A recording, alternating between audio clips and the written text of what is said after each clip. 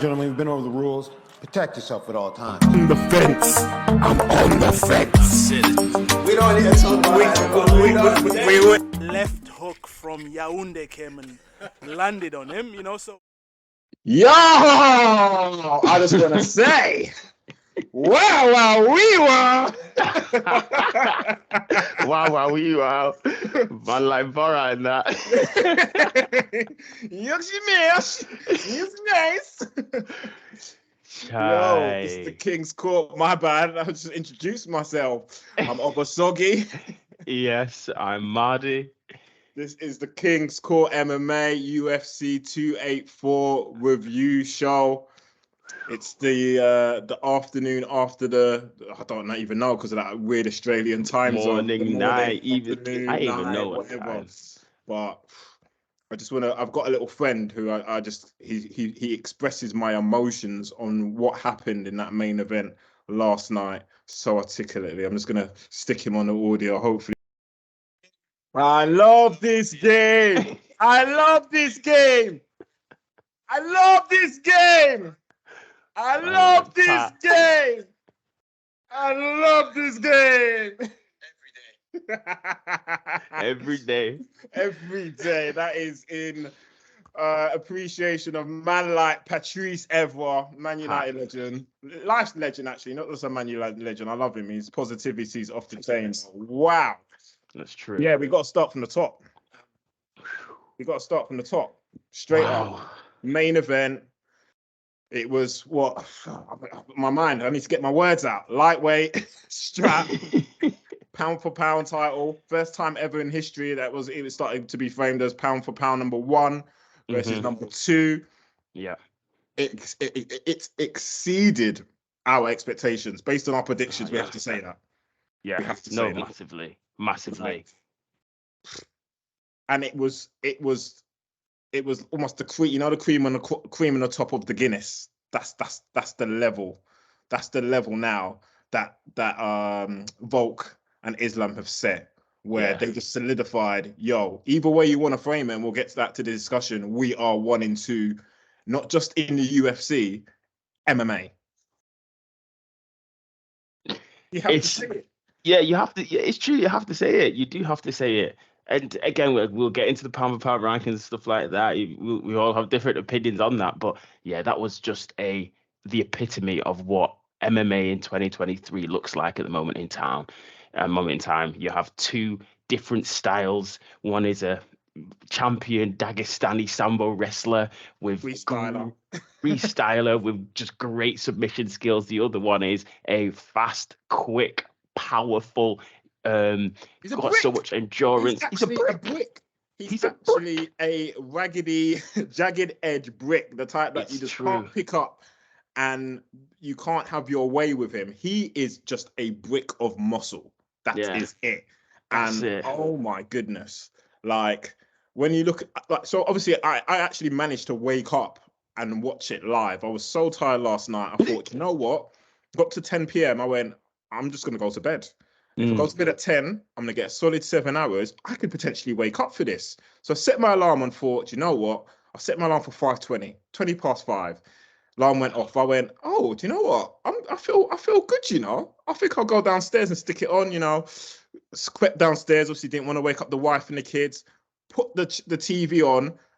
Had to put it on mute. I was like, oh, they were already fighting. So yeah, it was too late by that time. Round 4 just starting, and I went, mute. So I put it on mute, and then I was like, but I already knew. Oh no, it's got to 4 rounds. What have I missed? Yeah, that's so it. I'm rewinding, and then I'm like, nah, I just need to turn it off and then put it back on, and then like I didn't want to rewind and have spoilers as well. So it's the art of rewinding it and not seeing seeing the time lapse as it's going backwards.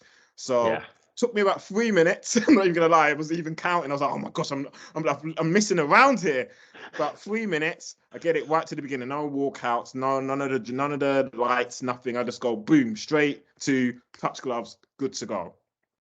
Okay. And so literally I saw it as live as I could see it. So let's say I saw it 23 minutes behind. What was the situation for yourself? I see. So I woke up for it. So again, the news outlets and the media outlets in the UK in terms of telling us what time it is, that was pants. BT Sport told me that the main card is going to start from 4 a.m. and the Volk and Makhachev will be out by 6 a.m. for the fight. So I was like, oh, okay. I woke up at 4:30 thinking let me just miss maybe the first opener for the main card. I woke up, came downstairs, and it was already just starting the first round of the co-main, Yair and Emmett. So I was like, ooh, so it was okay. But I was wondering because I text the group, I was just like, is anyone watching this live? Yeah. So yeah. okay, understood. But my phone was on. I had to turn my phone off. Yeah, I didn't want no any spoilers. I didn't want that Athletic or any of the other broadcasters to flash it up on my notification. So yeah, I couldn't turn my phone on until I left the house and was in the gym. And then I was like, okay, it's safe now. It's safe to go outside. It's safe. Oh, but yeah, just so I again watched it as live as possible. But my heart's still beating at the moment in time, and it was like 7 hours ago. But Crazy. yeah, it was Crazy. class. But you missed the walkouts. Even the walkouts, obviously, Volk came out too, and they came from a down under. Yeah, I've rewatched it, and I was a bit disappointed actually because I was like, even if you don't know the words, it's a song that you can. I'll be in the crowd. I don't know words, but I'll be like. So I was expecting the crowd to pick up, and then they did eventually. Like when he got to like the pat down when they're checking him for weapons and for knives, and then he little blades and he blades. Then the crowd just started lifting it up, and they were singing. I went, that's sick. It. That is sick. Like, yeah, it was definitely. And then obviously Islam came out, and it was just boo. It was the boos as to be expected. But did you hear what Islam came out for? I don't know if it's just me or my ears, but for me, it sounded like that I'm a Celebrity, Get Me Out of Here theme tune. That's what it sounded like. I'm telling you, I'll watch it again, but I'm sure it was. I'm sure I've heard him come out to that before, but that's what it sounded like. I know the crowd were booing. I could hardly hear the music. So yeah. And to be like I said, my first watch, I didn't watch any of the walkouts anyway. I had to go back to rewatch the fight ahead of us getting together now to watch it with scoring in mind. The first time I watched it, it was so good. I don't think I was keeping track of what was going on. I was just like mesmerized by the mishmash of these techniques where it was basically a swapsy where Islam was like, yo, the ego was there where I don't want to wrestle. I actually want to stand up and fight you. Whereas Alex was, I think that obviously threw Volk off-piste. But then Alex's wrestling defense was off the chain. Let's be honest. Compared to what Islam has done to everybody, Islam couldn't pick him up really. Didn't slam him. You know what Islam usually do, where he's ragdolling people, kind of Hamzat style. That's their style. That didn't happen. He had to work hard for those takedowns that he got, like hard. And until I think it was 4 where he got that solid back control.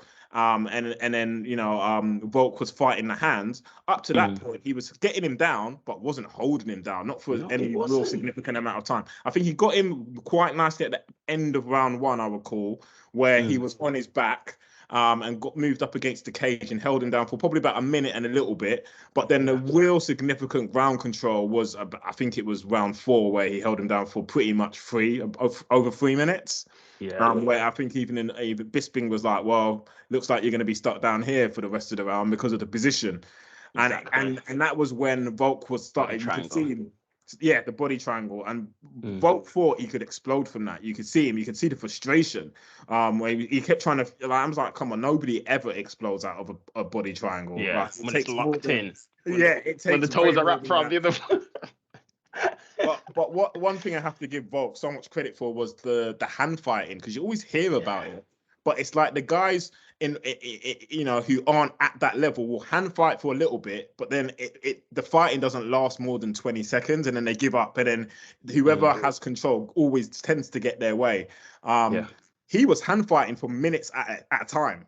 And I was like, I don't think I've ever seen that before in the UFC, where someone like to be locked in and that focus where you're not getting me, like, and obviously Islam, we knew that mentality was, I'm going to keep trying, I'm going to keep trying, I'm going to keep trying. So I try and keep triangle, choke, you know, anaconda. He was trying everything. And Volk just constantly, the hands were just like, no, get off. Nah, not today. And that's mentality, because everybody gets coached it. But there are not many people in the thick of the, you know, the fire, in the heat of the kitchen, can maintain that level of discipline to just defend. And for Volk to be in the positions he was and just literally defend, I thought, and not cheat. I think there was one time, and credit to Goddard, and he saw it, and I saw he was it. straight I was on like, it. yeah, The feet of the hands. The fingers in the gloves. The fingers in the gloves. And as soon as I saw it, I went. But the moment I saw it, Goddard saw it, and I was like, mate. He's one of the best in the business. Yeah, honestly, best in the business. For facts, he's a fantastic referee. But yeah, I mean, Islam striking clean with it. This is the thing. This is the thing. There were so many questions that were answered in this fight. So many questions that were answered. That's why I loved it so much. Islam striking, I was surprised by it. I mean, we've seen his striking evolve over time. You know, we saw it against Oliveira, where he dropped Oliveira, and that's why we got Oliveira down into that position, because he got Oliveira down in that first round, and really he managed to, you know, to pass and, you know, and to do things, but the Oliveira wasn't even in that much trouble. But when he knocked somebody down, and that was, I was quite scared, because I was thinking, oof, because if Volk comes down, because he rocked Volk a number of times, probably about two or three times. At least 3 or 4. Yeah. And at least 2 or 3 of them, Volk even admitted that he took a knee. He literally took a knee. He just went. Yeah, all right. He took a knee to the floor. Yeah. He was like, knee hit the floor. For our US fans, it's funny enough. I think it's Black History Month in the US this month, and this weekend in the Premier League football, it's they're taking a knee before every game to be against racism. So yeah, Volk's obviously feeling the vibes. And is taking a knee in solidarity with his black brothers and sisters. So power to the people. Indeed. But yeah, he did bounce back up, and obviously every time he bounced back up, he was swinging and banging. It's not like he was, like he said, he wasn't dazed, he wasn't startled, but the power was, it clearly got to him. I did notice that. I think it wasn't until, because I thought it was strikes, so I had to watch it again, because there were a few times where, I think at least 3 times during the fight, I think one time during the first round, definitely maybe the 4th, and then in the 5th round as well, where it looked like strikes had startled Islam. It's just like he was stumbling. It wasn't the strikes. He was stumbling, and he just couldn't. It wasn't the strikes, because it was like, and even I think Volk said it in his post interview, where like his footing didn't seem to be quite there, and I was like, I saw that in moments where he didn't seem to have grip on the mat. There were a few times where he went down, and it wasn't from strikes; it was from like adjusting to evade strikes. The strikes were there, but they weren't landing. Like, it even happened in the first round, where even the commentary team went, "Oh," and I was like, "I don't think he landed." It was only when I watched it again where I was like, "Oh no, he was fine." But he got him in that 5th round, like definitely. He got him. Yeah, he got him in that 5th round. Like where he was going low, and and he got timed it right on the temple. But mate, again, back to Islam strikes. I loved the knees. Anytime Volk started to get a bit brave and wanted to maraud in, bang, knee in the face, bang, it's knee true. in the chest. It's the perfect height for him. The timing, and some of the timing of Islam's takedowns were fantastic. Yeah, I think there was one in that 4th. That timing of that was just, it was perfect. Absolutely perfect. And used the momentum of Volk coming in and just, boom. And not just a takedown, to turn, adjust, get him into a compromising position as soon as they hit the mat.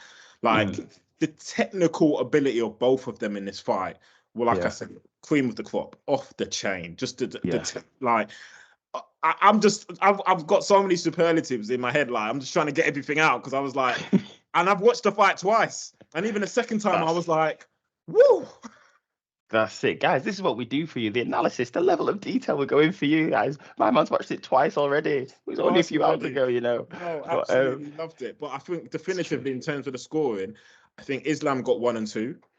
I think for me, I thought it was clear. Definitively? I think he got rounds 1 and 2 definitively. Okay. I Okay. think, No, we'll go through. I'll yeah, let you speak, and then I'll. personally, and then Islam's most dominant round for me was 4, because obviously the back control and you know the threat of submissions, you know, that was his best round in terms of being on the ground. For me, 3 was a swing round, because I think when I rewatched it again, when I first watched it in live, I thought it was Volk's round. Volk finished very well. But if you watch the first 3.5 minutes of that round, actually, it was a very good back and forth.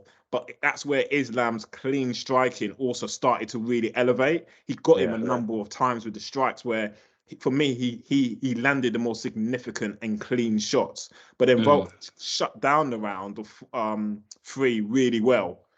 Like, he ended it really well. So for me, I thought that round could have been scored either way for me. That was a 50-50 round. Like, if nobody won that round, like in boxing, it would have been a 10-10 round. Like, I would have taken that.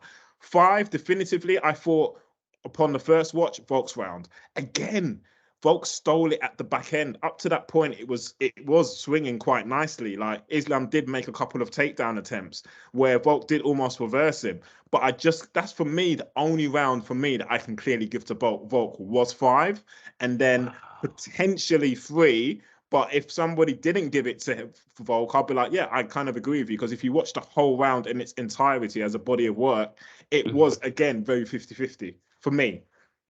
Wow. Okay. Okay. No, that's very interesting. And again, I've only watched it once, so again, the level of analysis that you've done, I have to respect. For me, I think a lot of the rounds were close. Apart from 4, I thought a lot of the rounds were close. For me, 1 was Islam. I scored that Islam.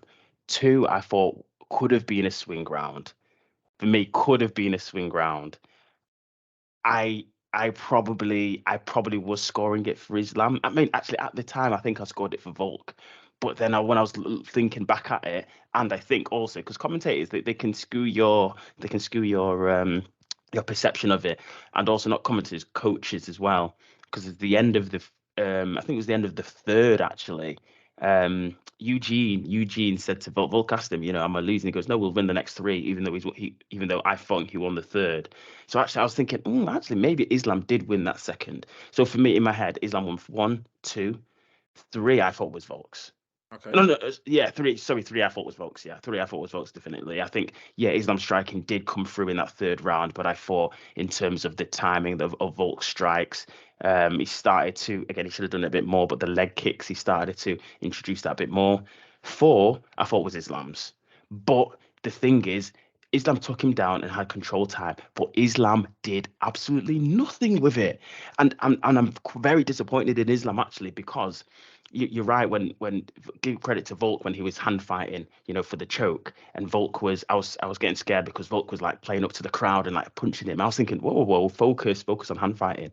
I'm sorry, but if Habib was on Volk's back there, you have to be hitting him in the face to try and slip your arm under so you can get that rear naked choke. For me, that was maybe it was because he was gassed by their Islam, because Islam in the 4th and the 5th he was very gassed. But I thought that Islam, he didn't do himself any favors there. But he won that round. But for me, he could have finished that. Start hitting him, and that's when you can see and find openings, because it just made it easy for Volk to fight the hands. And then the 5th, I thought was Volk's. And so again, I scored it maybe 3-2 to Islam. I can see why people are saying it was a robbery. I can see, because for me, that the second one, no, not a robbery. Volk won, sorry, but for me, the second round for me could have gone either way. But I gave it to Islam. So I was, you know, and again, it's about how the judges score it, because Islam had a lot of ground time, and he had a lot of takedown attempts and successful takedown attempts. But you're giving points to a fighter for taking somebody down when they get back up, straight back up. That's how MMA is. It is just how it is. But so for me, sometimes maybe some points has to go towards maybe getting out of not submissions, but getting out of like compromising positions on the ground and things like that. But he did what he needed to do, and for me, Islam won that fight. Yeah, but it was a very close one. Yeah, but I think that's imperative. You know, even though we've got different definitions of how the fight went, we do agree that the right man's arm was lifted in the end, and that was Islam's hand either way. I think the scorecards were very tight and were reflective of that. I think there was 2 48-47s, and then there was a 49-46. And again, both scorings, I agree with. Like either way, I'm not like, oh, that was too wide, because again, subjectively, the way I've described it, it almost sounds like it was a 4-1. Yeah, so that second judge went in line with what you were saying, which I thought, oh, that was a bit. But how you described it, yeah, he obviously saw it the same way. But then I also understand 48-47 because they were swing rounds, because basically it was a competitive fight, and you know, there were, apart from let's be honest, the 4 which we're saying was dominated by Islam, and the 5 which was Volk's, 1, 2, and 3 effectively could have gone either way in every sense, if you think of it that way. That's the hindsight of scoring it and watching the fight again. Though for myself, the judges don't have that luxury. They're scoring it live first time round with all the noise, all the bias, everything else going on to distract, you know, all the distractions to keep out of their minds and score it as they see it in the moment. So I get but again, I actually agree on all those scorecards, because I think it was very competitive, and as our analysis kind of highlighted, we weren't really expecting it to be that competitive. I thought, you know, I think in the WhatsApp group, some people were going, oh, it started like you were like going, oh, it's starting to feel like a 50-50 fight. It's starting to feel, it's true, you know, the build up and the hype and so on. And I was like, I think I replied, don't get sucked in. They're just trying to, they're trying to build up Volk's profile as much as possible, so more people can dial into the pay-per-view and feel that it is a 50-50 fight. It genuinely was. Hindsight, you know, I genuinely loved that fight. I loved the fact that, you know, as we called it, the top 4 guys on top of the card were all just like about business. They're not really about anything else. It was just like, yo, I'm here. I've, you know, my goal is the gold. My goal is pound for pound number 1. And there was a lot of respect into the fight. And as much as we put down the UFC last week and we weren't too impressed with the promotion, fight week, to be honest, my YouTube algorithm had nothing else on it for the whole week, not just from the UFC, but from all the MMA outlets. It really did pick up steam as the week. And, you know, I even had 2-3 colleagues at work talking about it, and they're casuals. So they got sucked into it. So, you know, effectively, you know, kudos to the promotion finally in that final week. Just a few things to cover up, only because we haven't spoken about it. Islam at the weigh-in. Did you see him? I saw him. I think he looked like death warmed up. Yeah, he struggled. He struggled a lot. He struggled a lot. I was like crying. His eyes were watering. Everything. He looked terrible. You're being kind. So it's a hard cut for him to 155. It's a crazy cut. It's a hard cut for him. It is nuts. And then, what does he stay at 155? See, for me, I was thinking, he has to go up, because really and truly, I think for that Volk was probably the most competitive fight he's going to have in all of the 155 division. In all honesty, unless we see, I still want to see another Vera rematch, but hey. But I think that posed some question marks this fight into me, because Volk is strong. We know Volk is strong. Those 170 guys, they're also strong. They're also good at, you know, wrestling. Usman, Colby. Very wrestling heavy, actually. Yeah, those top guys. If they can... Still include Hamzat in that as well, because he's still on paper 170 as well. Yeah, it's true. If they can stuff takedowns, or at least get back up, not stuff it, because I don't think you're never going to stuff Islam's takedown. But if you can get back up, it might be trouble for Islam there, you know. That's a good point. It might be trouble. But at the same time, he's not going to be in deficit. That's true. Because when he went in, you know, I was scoping it. I was like, I reckon he's about 170, 175, because he looked as big as the welterweights who fought early on the card when he entered the cage. He looked exactly. If you gave me a blind test and said which one's a welterweight, I would have said all of them. On sight, he looked like a welterweight going in. He looked big. So with that hindsight, I get what you're saying, but then he has less weight to cut. He's fighting closer to his natural weight, and he can go into the ring at 180, 185 on fight night. Yeah, that's true. So, if anything, that balances the equilibrium, because then he's still, for me, but then maybe he's just a bully at 155. Let's put it bluntly. It's maybe true. he's just an absolute bully at 155, and maybe back to your point, it's actually 170 would be he wouldn't be a standout. Like, he wouldn't be just doing what he's done at 155. It would be a case of maybe all his fights would be like this one against Volk. Yeah, that's very true. Very true. Unless Volk is the anomaly, the monster upon men in his 145 division, you know. But I do actually want to see. I would love to see that again. I would love to see that again. Not straight away though. I think they both respectfully will go back to their divisions and defend. I think Volk obviously now has an interim to take care of. We'll get to that. No spoilers. And then obviously, you know, I believe Islam will fight the winner between Oliveira versus Dariush, because that's confirmed now, which makes complete sense. And then after that, for me, my dream, my New Year's Eve UFC card, I would love to see this again. My gosh, imagine this on New Year's Eve, end of the year, wrap up the year. Whew. Yeah. Going for it again for pound number one. And seamless going into that point.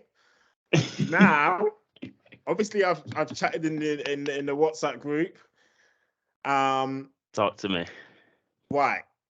Watching that fight for me, I think in the build I was like, well, and the narrative that you hate was, I was like, well, if you beat Volk, then you take his pound for pound spot. That's how it should work.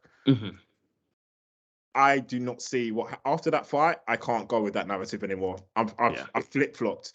I think the fact that Volk is the one that's gone up and made that fight as highly competitive as it was, actually solidifies him as pound for pound number one, because he's proven that he can go up the ladder and do bits and not get dominated, not get smashed. Whereas Islam's only done it in his realm in terms of that division and the weight. For him to get that number one spot, he needs to go on an unbelievable, he needs to beat defenses. Like, we're talking God knows how many defenses, 8, 9, 10, or go up and become champ. For me, it's one or the other. Right now, for me, I think Volk has got so much more credit in his bank that for me, he's actually solidified the pound for pound status based on that performance. For me, I think he's number one. That's interesting. That is interesting. And it's weird because I think we might have both swung the other way. So yeah, my initial narrative was, why I hate the pound for pound rankings is because I think 1 and 2 is different, and I'll come to that in 1 second. I think so. When Usman was pound for pound number one before the last title, he's lost to Leon, and Leon wasn't even in the pound for pound rankings. So what happened was Leon beat him. Usman dropped. Leon, I believe, is ahead of. He's number 4, number 6, 4 6, one of them for Leon. Number 4, number 6, and he's ahead of Usman now. And Usman has dropped so many. And the thing is that the run that Usman had made to get to that pound for pound number one is absolutely unbelievable. And that's what I'm saying. That's what Islam would basically need to do. Yeah, exactly. And it's an accumulation of credit. Yeah. It's the accumulation of credit. Anybody can win one fight. Anybody can win one fight, and it's the accumulation of it. For me, the pound for pound, when it's number 1, number 2, the Volk and Islam, for me, I was thinking, okay, well, for me, that's a much closer one, because it's the number 1 guy and the number 2 guy, and there's nobody in between that you need to jump over and stuff like that. But still, actually, I do agree with you still, because Volk was pound for pound number 1 because of the achievements and accolades that he's got, because he's beaten Max, who was at the time arguably the best featherweight in the world. He beat him not once, not twice, 3 times, and the 3rd time it was a shutout. So that's the thing, and he's defended it. Islam's defending his once to a guy in a lower division. So what pound for pound has always done about if weight wasn't an option sort of thing, take weight out of it. But actually, you do need to factor in weight if if Islam's fighting Volk sort of thing, because the odds were so favorably stacked in Islam's favor because of the weight difference and everything. So for me, it's pound for pound, it's a bit of a farce, really. And I'd love to get the definition and in how they actually work it out, because I don't even think the UFC bods know how they work it out, really. But yeah, no, I agreed with you. Yeah. So yeah, we're somehow aligned again on that, which is strange. Because for the last year I've been going, nah, man, if you beat number one, you're number one. Nah, man, you don't know what you're talking about. But last night I was like, yeah, I can't. Actually, I think this makes Volk more number one than he was going into the fight. It's true. So it's true. Absolute fantastic fight. And I think you did mention it in your analysis. Volk needed to throw more of those inside leg kicks. Yeah. I don't know why he had them on rations, because the first one that landed, Islam felt that. Yeah. Leg buckled, commentators reacted. I was like, oh! And then I instantly thought, okay, Volk's going to go leg kick crazy now. Didn't throw another one. It's like, what's going on? And maybe he was scared of Islam catching the leg, but the leg kicks were so low, he'd have to be picking up coins from the floor if Islam wanted, because he's so small. But true. And one last thing for me as well. Volk is post-fight interview, he was saying that, okay, he thinks he should have done a lot more, like what he did in the 5th round he could have done earlier. I think he was probably only able to do that sort of stuff because Islam was so gassed at that time, and because he knew that he'd built in his confidence that actually he can get back up if Islam tries to take him down. I think if he had tried that from the off, it would have been a long night. Islam fresh on the ground, and he would have lost those rounds that were questionably given to Islam, like 2. And if he'd rushed him in the way he did in round 5, great points. Because if he'd rushed him the way he did in round 5, Islam knee would have taken his head off. Because again, you're talking about Islam fresh, let alone grabbing you. The way he was throwing those knees and those first few rounds, every time he was hitting them, flushing it in Volk's face. They were stopping Volk in his tracks. If he did that more early on, a knee would have taken his head off. Massively. Honestly. Massively. So I agree with that analysis completely. I think, yes, you built enough confidence, and yes, you felt enough of his strength to feel that you could go in there like that. But literally 1 minute 50, round 5, this was Islam. Literally, dude was looking for the time. He was looking like gas was gone. It was that was as soon as you see a fighter do that, you know gas tank is done. Yeah, gas he was tank struggling. dead.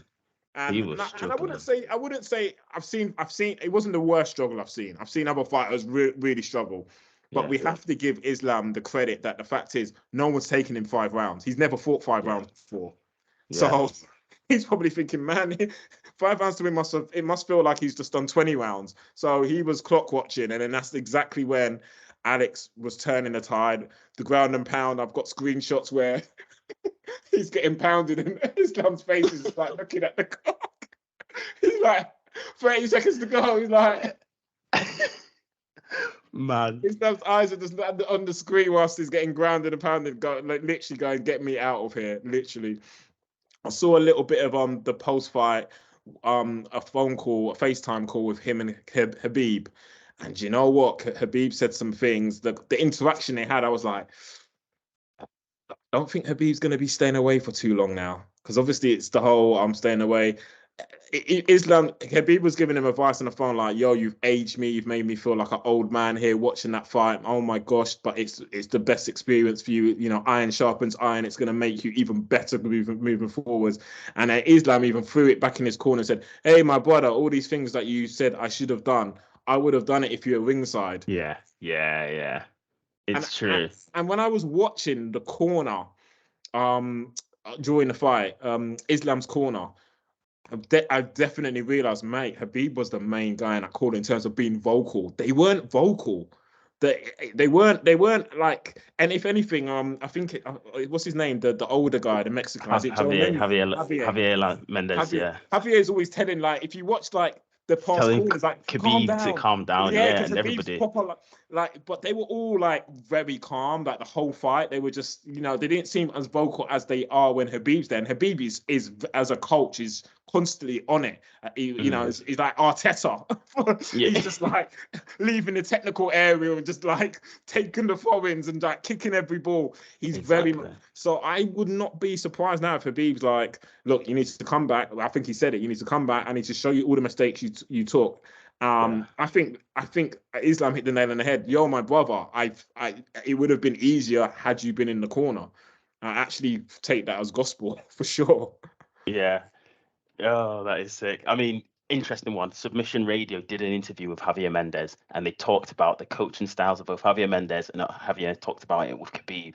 I think if you watch that, it's interesting because they talk about how Khabib is vocal and how Javier sometimes tells him to calm down, and how actually Islam is more of a good student because he listens to everything that Javier says, whereas Khabib sometimes didn't have beef, but Khabib, when sometimes Javier was talking to Khabib, like, watch for the takedown, watch, he's going to go for your legs, and Khabib in the mid-round, coach, why are you telling me this? Why are you telling me this? Now I'm thinking constantly in my head that he's going for the legs, blah, blah, blah, and now he knows that I'm going for the legs. So so that it's going to be very interesting to see how that actually affects it. Yeah. No, massively.